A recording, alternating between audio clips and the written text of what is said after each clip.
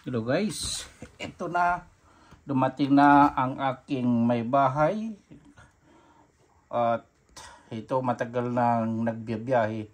Umabot siya ng 26 hours yata nagbibiyahe, nagka-delay ang flight niya. Ayan, kaya at least nandito na siya sa UK. At ngayon papakita ko sa inyo kung ano ang kanyang madala-dalahan. Ito, ang luggage niya, dalawang malita na timbang ng 46 kilo. Ito yung mga dala niya. Oh.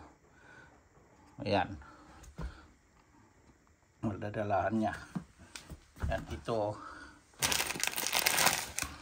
Ayan, mga dala niya. Ito. May mga daing. Indomie. May iba na dito. Ayan. Maraming mga ano. Tapos ito. Ayan. Mga pangluto ko lahat nandito. Galing sa Pure Gold Philippines. Ayan. Yan pa oh. Ang dami niyan. Yan oh. Yan ang mga binili niya. Lahat na yan. Yan oh. Ito, may chicharon no.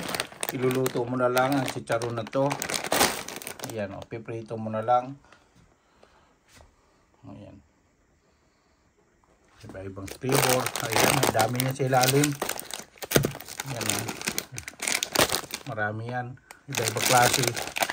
Iba-ibang klase ng pasalubong. Ayan. Pulburon.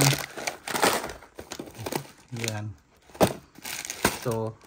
Tapos ayan, may tart pa. Ayan. Oh, ibang klase. Ayan. Ayan yung mga nabili niya. Bali umabot ng 46 kilos lahat. Okay. Ayan pa oh. Tapos ito. Ayun pa oh. Tapos may kortina pa nabili. Ayan. Mas magandang kortina sa Pilipinas. Ayan.